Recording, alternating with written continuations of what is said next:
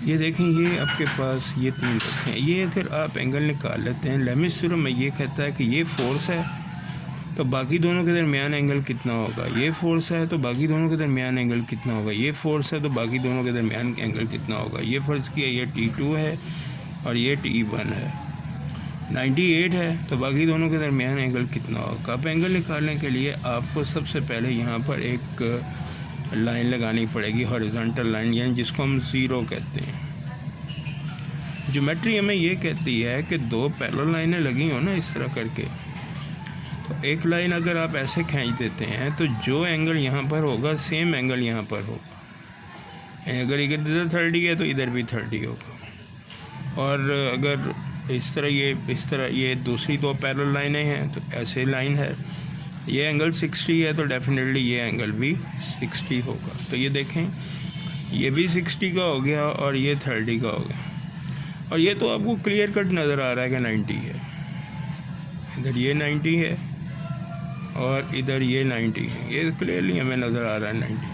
तो ये total angle देखें, ये बन गया 120 का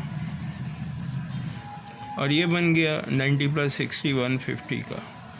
तो बाकी हमारे लिए बहुत आसान हो गया, तीनों ज़ावियों का सम 360 होता है, तो ये हो गया 120 + 150, ये हो गया 270।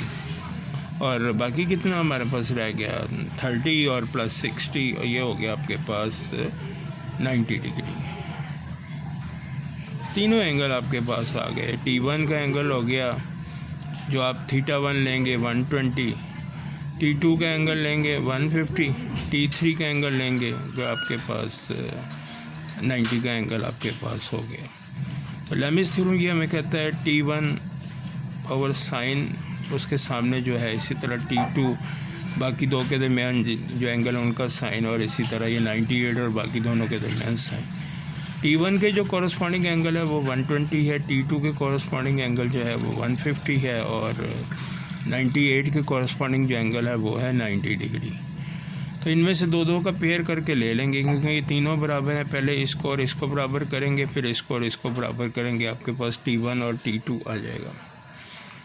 T1 आपके पास इन दोनों को बराबर किया, कैलकुलेटर से सॉल्व करेंगे, sin 90 तो 1 होता है, sin 120 देख लेंगे कैलकुलेटर से के 0.866 है, तो ये मल्टीप्लाई किया तो 84.87 आ गया T1।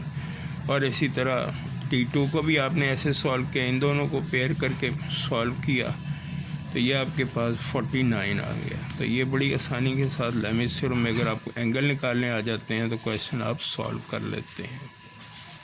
तो ये लेमिस थ्योरम का क्वेश्चन आपके पास हो गया।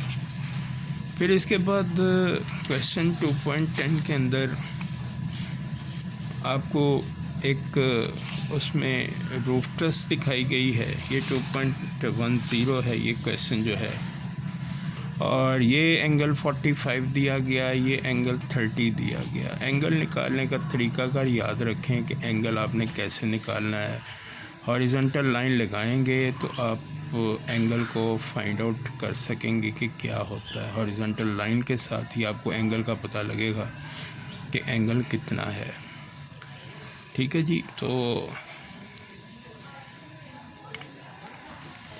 सबसे पहले आप इस अमल को देखें, ये वाला, ये एंगल्स को चेक करें। ये एंगल 45 है, ठीक है जी। पैरेलल लाइन लगा ली हमने, पैरेलल लाइन है हमें ये बता दिया, इसके पैरेलल ये लाइन लगा लेंगे तो हमें ये पता लग जाएगा पैरेलल लाइन है।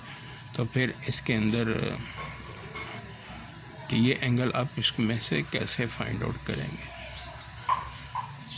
ठीक है, ये पैरेलल लाइन लगाई, ये हमें पता लग गया कि पैरेलल लाइन में ये वाला ज़ाविया कितना है।